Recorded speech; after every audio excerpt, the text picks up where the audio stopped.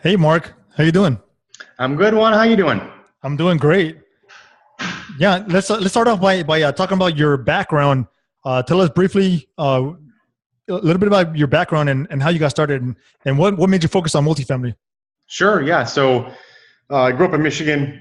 Ended up going to college to be a CPA. Didn't grow up with a lot, so kind of always was wanting things, and I had everything I needed, I'd say, but nothing that I wanted essentially. So I said I need to do things differently than my parents did. They both worked their butts off, which was good. I had a good work ethic, but the money wasn't there. So when I was in college, I was a senior. And I said, I need to buy some real estate. I'm not sure why, or I just liked real estate. It's physical. I could touch it. It made sense to me financially with a, accounting background. So I said, I'm going to start looking at properties and had my first offer accepted when I was 21 on a duplex, and met with my dad after it was accepted, and he talked me out of the deal, and which kind of hurt. It was kind of one of those things where I was like really excited about it and just kind of deflated me. Why do you think that is? Why do you think he backed you out or he kind of talked you out of the deal? Like, what was the reason behind that? Yeah, I think my dad, he definitely did it for my best interest. I really do believe that. I mean, great guy. But I think he just was trying to protect me. I think he never did it before, so he figured if he's never done it before, he couldn't really provide much guidance on it. So he just kind of spooked me, but very temporarily. And I left there I drove from college back home to meet with him for lunch, and then not too far after that, I'm like, man, I need to get one anyways, and I stopped taking my dad on property tours with me because he was also critical of everything. Yeah, you have to do that, right? Yeah, oh yeah, my twin brother and I end up buying a duplex that needed a complete rehab, like almost down to the studs, and we didn't tell my dad till after we closed on it, and then told him that we bought it. So he had no choice. He had no choice then. You couldn't He didn't have a choice, persuade and you. he's not an investor anyway, so. But it was kind of one of those things where I was like, hey, I'm listening to the wrong guy. I mean, he's 80 now and he's still never bought a property. So I just always had a passion for real estate, and, starting small made more sense to me at the time because, I wouldn't even know how the first thing about raising money from other people at that point in time. So my brother and I pulled our resources together and bought the property. So we started buying like 2, 3, 4 unit deals, kind of smaller multifamily. I was traveling, working, 75 hours a week, KPMG consulting, coming back on the weekends and fixing toilets and talking to tenants and collecting rents and everything else. And it was kind of a disaster, not from a personal perspective. I didn't have time to do anything. Yeah, so I can see how that might have triggered your way to wanting to get into the larger deals to be able to cash flow a little bit more. Is that correct? It did. And I had a long period of time there where I was still just buying real small properties, and I mentioned the CPA for a while, then started doing IT consulting, started my own IT company. And at that point in time, I did pretty well, had a lot of large customers, but I was sleeping 3 hours a night and totally ignoring my wife, Camille, which caused a lot of problems, like a lot of, marriage issues because of that.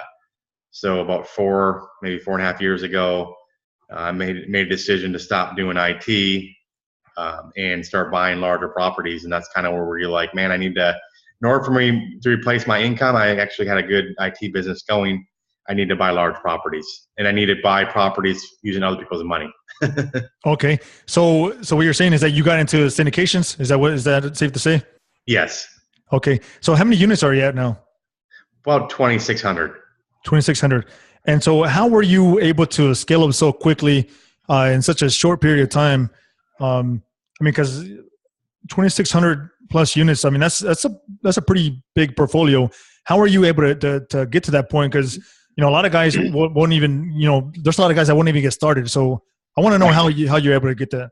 Yeah. So for me, it kind of came down to, and I tell people this in general, you need to get really good at something, whatever that something is. If you're really good at finding deals, that's great. If you're good at raising money, that's great. If you're good at analyzing deals, great. If you can do all of it, even better. So, but getting really good at something. So for me, it just kind of became where people were bringing me deals because we had a kind of ability to close. So we got some better deals, off-market deals sent to us. They're not all off-market, but we also have some marketed deals. And then people were just attracted to say, hey, I want to partner with you on a certain deal and things like that. So people would they got good at maybe finding a deal, and I could raise the money and do everything else, and I can analyze deals and do that. So trying to find something you're really good at, and then trying to find other people you can help that maybe need that piece. For me, it was just people coming to me wanting to partner. We did 6 deals last year, 1,200 units in a pretty tough market because it's getting expensive. But it was really more through the relationships and then getting good at certain aspects of the business. Got it. And I know one of the quotes you like using a lot is my partners and I know you already kind of touched on that. Let's kind of dig a little deeper on that and explain why that's important for guys that are starting out, and how that can help them out Right. moving forward. Yeah, and I don't think people know how critical that really is until they actually go through the process. So yeah, I say four most important words for someone starting out new is my partners and I. So if I call a broker, let's say I'm looking at a property that's decent size, whatever it is, 80, 100 units, I call a broker and they kind of probe and get my background and find out I'm brand new. I've never done a deal before. They're going to have no confidence in my ability to close a deal, and they're going to give the seller the same message, telling the seller, hey, Mark he can't close the deal. He's never done it before, so he's a risk. If I go there and say, well, hey, my partners and I own 2,500 units, and we did 6 deals last year. We're actively looking in the area. We close on deals all the time. It just gives you that, through association, your track record becomes somebody else's track record and reputation as well, which can be good and bad. But in this case, if you're using someone else's track record that's done more than you kind of get that instant credibility, even if they don't know who you are. If they just hear you've done 2,600 units and you own in 3 states and things like that, you get the instant credibility. And even if you went to them and told them the same thing, my partners and I own X number of units, then you get that credibility too. They're not going to dig in and say, well, Juan, exactly how many units do you actually own? It's just not usually the case, right? You're through association, you have the backing. Okay. Also, let's discuss how important it is to actually, whenever you're going to say those words, how important is it to actually have those partners with you, and not just say it just because you're saying it, and kind of throw somebody else under the bus, so to speak. Yeah, no, I think I mentioned before somewhere before where I was actually at a hockey game with a broker in Dallas, and he said, oh yeah, so-and-so called and said they were working with you, referring to working with me. And I'm like, no, I'm not. I met the guy once my entire life, and I'm definitely not working with him, So it's a small world. And for your first interaction with a broker to be where they think you're lying to them, probably not off to the best start. Yeah, So no, that's definitely going to hurt. That's definitely going to hurt your image. Yeah, exactly. So it needs to be true. You need to make sure that, the people you're referring to, they know you're referring about them, and make sure it's okay with them before you do it. Right. No, you have to make sure it's official, and don't just say it just because you want to say it to kind of make yourself appear to be better Right. than you really are. Okay. So let's go into some of your recent deals, and what markets are you currently focusing on? And, I know you're based in Dallas. You may not necessarily be looking there because it's pretty heated in Dallas. What other markets are you looking at currently? Yeah, so definitely heated. We haven't bought in Dallas for about 16 months. We bought a fair bit in Atlanta, and then a fair bit in Memphis, in totally different markets. So we're focusing a lot on the Southeast, Tennessee, Georgia, Florida, a little bit into Alabama. And I just think that a couple things. One is there's still some value add deals there you can pick up where it's almost impossible to find those true value add deals in Dallas. You also just have, the cap rates are generally speaking higher there. I think in some of those markets, the appreciation is not going to be as good as a Dallas, for example, and that's okay with me because the cash flow is better. So I'm personally focusing a lot more on cash flow right now, because with the cap rates and interest rates and everything else, nobody on the planet really knows what's going to happen. And the cap rate really only affects you when you're buying or selling, but the cash flow is there. It doesn't go away. So that's kind of why I think cash flow is kind of king right now in my mind. So we're focusing really on the Southeast right now in general. Okay. And tell us, how how is it that you're able to enter those markets if you hadn't gone in there before? Like before going into one of those markets, what is it that you have to look for to be able to, be taken seriously?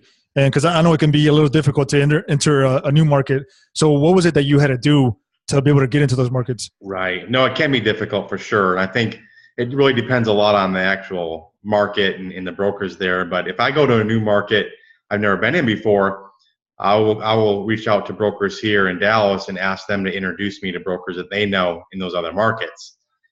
Kind of gives the instant credibility that somebody here, and they usually build you up, right? And so the people on the other side in the new market are like, man, I need to talk to this guy. So that's one. Right. And it worked really well. And then the other one is just leveraging the story that we already have. But when we went to Atlanta, for example, we did struggle a bit trying to get traction there. We weren't focused as much on it as we probably could have been, but we really weren't getting that much traction there. And then we found a local partner there in Atlanta that had done some business there, and that's kind of how we started getting additional traction there. Makes sense. So let's dig a little deeper on this Atlanta deal. How many units was it? What was the purchase price? And what kind of rehab was done to it? And kind of dig a little deeper on that. Right. So it was the first deal we did in Atlanta was 2 properties from the same seller. It was 454 units, 346 units, and 108. Yeah. And purchase price was about 17.8. We put a few $1 million rehab total. A lot of the rehab definitely to improve the property, but a lot of the rehab, this is where you have to understand it too. A lot of the rehab will not result in any additional rent.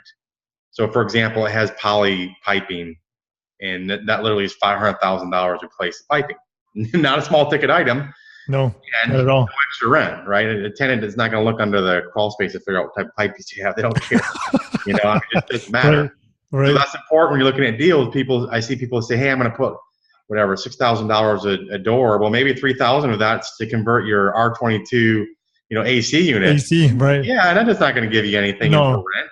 The tenant's not going to know the difference. They just want to know if it's going to cool or not, right? That's exactly right. So, it was pretty stabilized property overall. Properties. The one is kind of crazy because it keeps they're small units, but we raise rents like $25 here and there, and we'll get it, and then it goes to 100% occupancy again. They raise it again. It goes to 100% occupancy. So, it's right now it's still 100%. I don't want to be 100% occupied because it means I'm not charging enough for rent typically. So now that you say that, what's a good target occupancy rate that you want to be at, to where you're not charging too little, but you're still doing and performing well?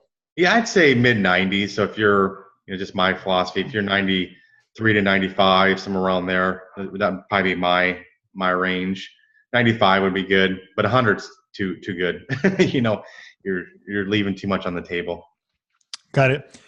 So what is your plan with this property? I know you said you were going to rehab it. What is your plan as far as your exit strategy? How many years is it, and what are you targeting as far as the exit price? Right. So we have a bridge loan on it, which means it's kind of a temporary loan, and we were going to move to permanent financing with HUD. And that was because a partner that I had involved in that deal had done a lot of HUD things, and we don't probably have time to go into the story about that partner, but we had a board of directors. Fortunately, they're able to kick him out of the deal, so he's out of that. So we're 1 year into it. We have probably another 2 months of rehab still to go on it, and we're going to refinance out into permanent on that. We'll hold on to it. And right now, the property, we paid about $38 a door for it, put about $1 million-ish into it, and it's worth probably around $50 a door. So it's actually gone up a fair bit in a short period of time. We'll be able to pull some capital out. We don't know all the terms yet, frankly, because we have engaged a mortgage broker, but we don't really have a grade of financials because of that partner. So now we're having to kind of get new financials for 3 months, so the lender believes that our financials are correct, because I don't necessarily even believe the financials of the old partner are correct, unfortunately. Wow. Yeah. Okay. It's not good. Yeah. So you mentioned HUD. I know most of the guys are familiar with Fannie Mae, Freddie, even a conventional loan. So how is that even any different than your Fannie Mae, Freddie Mac agency debt?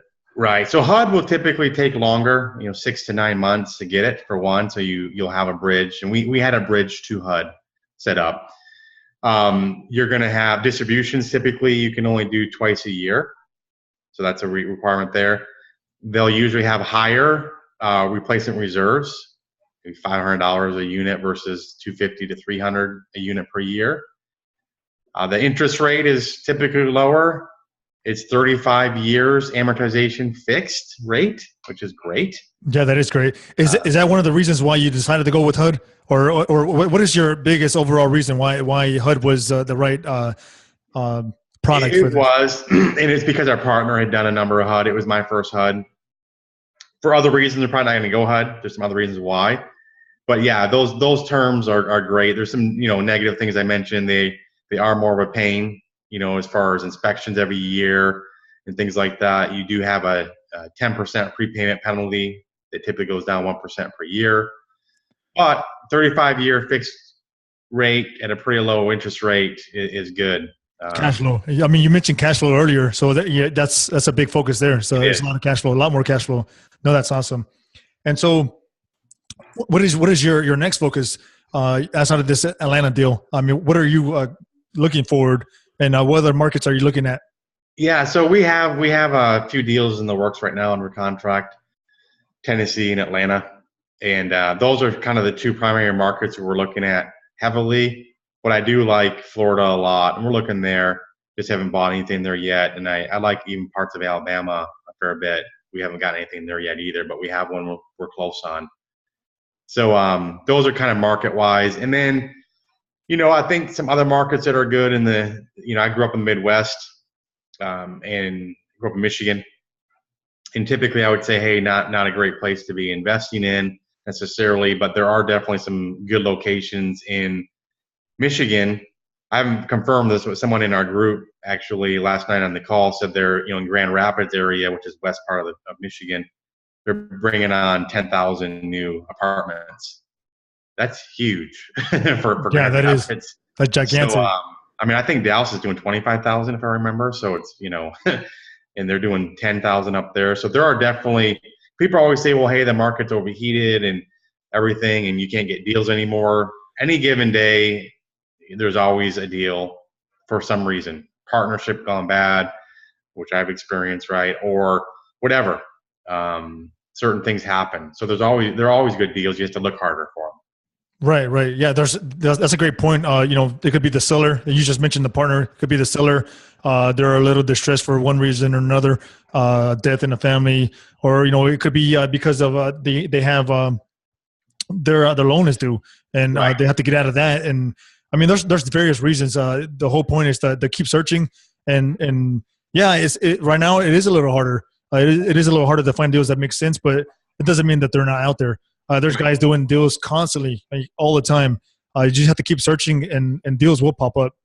Yeah, we did 6 last year. We have 4 under contract right now. We'll see if they all go forward, but they're under contract. So you can do it. Yeah, no, that's awesome. That's great. The way I met you was actually through one of the local meetups in Houston. In Houston, correct. And I've also been to one of your events, Think Multifamily conference. And I really enjoyed my time there. It was educational. It was great networking. And on top of that, there's you provide mentorship. Let's discuss why a program like yours is valuable to those looking to get to the next level, and tell us like the benefits of like I said, being in that program, and why yours is a little different than others. Yeah, sure. So first of all, we never intended to do any education originally. Okay.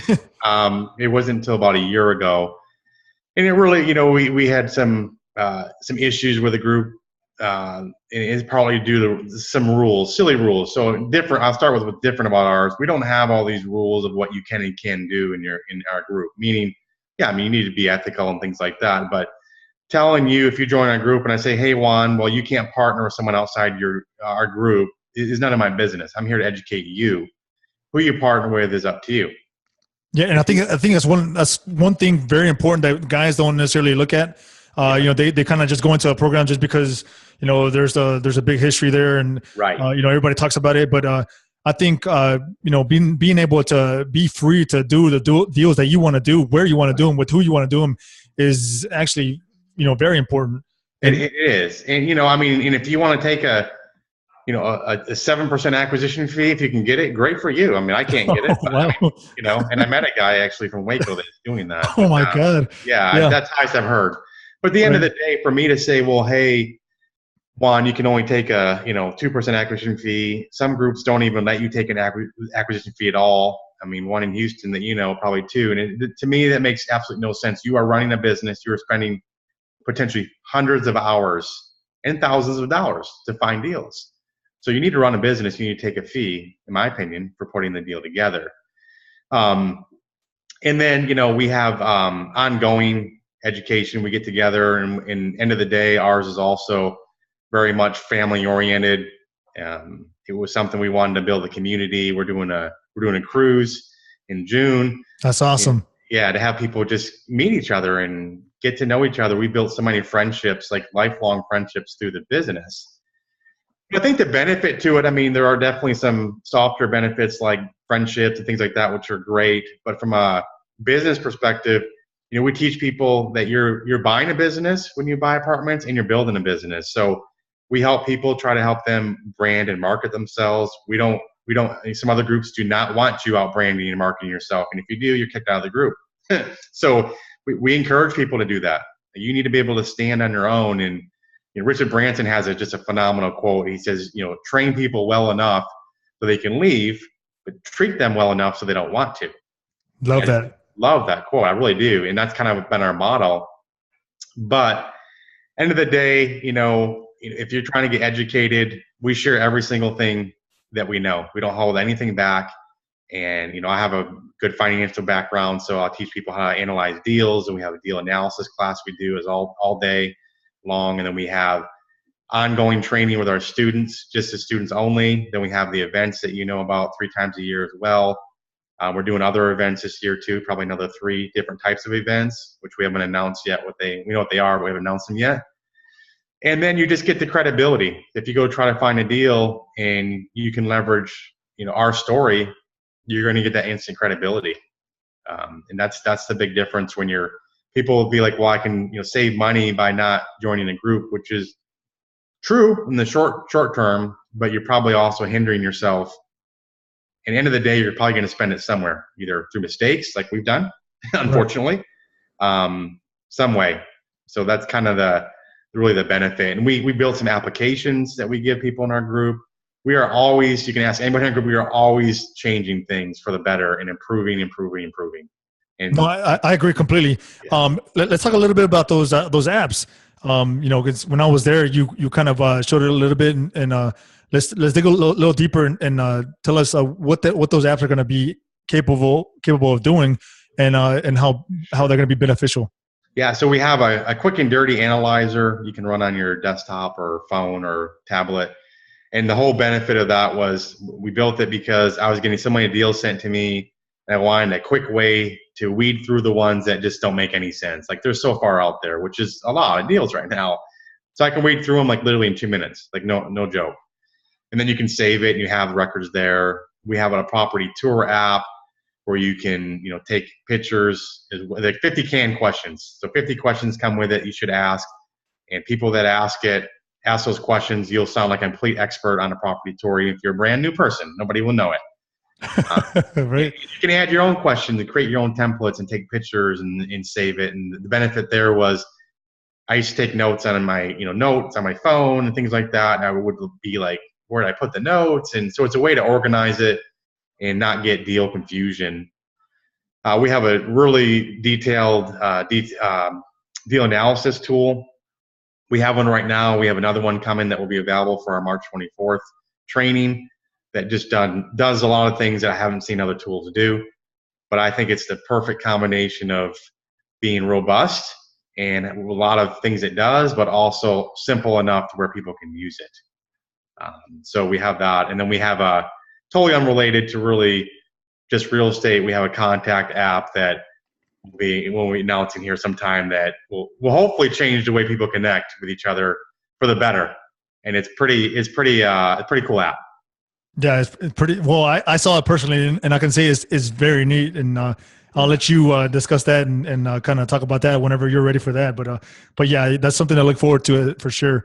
But yes, Think Multifamily, guys. Definitely check it out. What is the website on that? It's Think Multifamily? It's thinkmultifamily.com. So thinkmultifamily.com. And when is your next conference for that? We have the 2-day event, May 19th and 20th.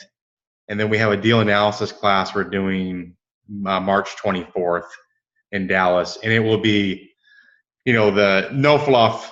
I mean, it'll be no rah, rah, rah. It's going to be come in the room and let's get to it and start analyzing deals. That's the way it's supposed to be. Yeah. It's hard, in fairness, it's a hard balance when you're doing events because you have all different types of people there. Right. But if we label this one deal analysis, people are coming there knowing that they're going to do just deal analysis the entire day. That's true. They're going to know that that's what the subject's about. Let's get right to it. No, that's great. Okay. Well then, that's great information. Let's get right to the nuggets of wealth. You ready for that? Yes. Okay. What did you have to sacrifice to get to where you are today? Sleep, for one, a lot of sleep, and that's okay. And I don't do a lot of things. I don't watch TV typically. I don't play golf, and there's nothing wrong with doing those things. But I have things I like doing, and I love real estate, and I love building businesses and teaching our kids how to do it and things like that. So I say sleep and I don't really have a lot of hobbies either. Oh man, well, Think Multifamily. That's your hobby, right? It is, and I love cars. I love cars and the UFC. Those are my two big. Oh, nice. What do you like about UFC? Oh, dude,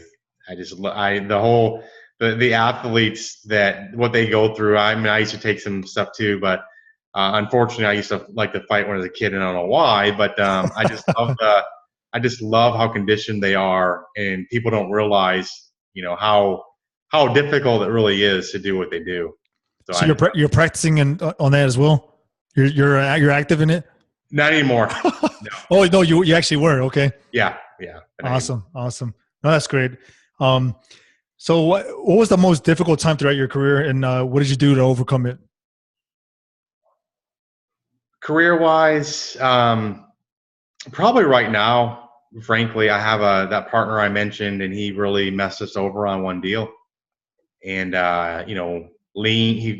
he's in collusion, as far as we can tell, with a vendor, and we kicked him out, which was good. But there are a lot of issues that are really challenging, and not sure exactly how it's all going to shake out because of what he did. So I'm living that right now, unfortunately. But it's lesson learned there, and in my mind is we actually ended up kind of buying into an existing LLC that he already had for a deal, and after we kicked him out, all these issues from 9 months before we even took the property over came out. Now we're in the books. Vendors were filing liens that he's in collusion with. Oh wow! We believe he's in collusion with. No vendor works for 11 months without getting paid. I'm sorry. No, it doesn't happen that way. It doesn't happen. So, but knowing it and proving it legally is two very, very different things. And we're a couple $100K into it for legal fees and everything else. Yeah, I mean, if you've been in this business long enough, or you're planning on being in this business long enough, then those kind of unfortunate situations will happen. It's just a matter of time, and you have to kind of prepare yourself for that. Yeah. I mean, how do you prepare for that? You just kind of have to, whenever it comes, and just take the punches and kind of roll with them, right? Right. And like you said, it will happen. I think you're going to learn a lesson any time. Like my lesson is I would never obviously buy into an existing LLC like that again. Tough lesson to learn. You can put everything you want legally, but the fact is that those vendors will come up against the LLC itself. They don't care that your partner's kicked out. Right. So. Okay. No, that's great information, and I appreciate you sharing that with us. Yeah. What is one key tool or source or any kind of platform that you use frequently that others can use as well and they will find helpful?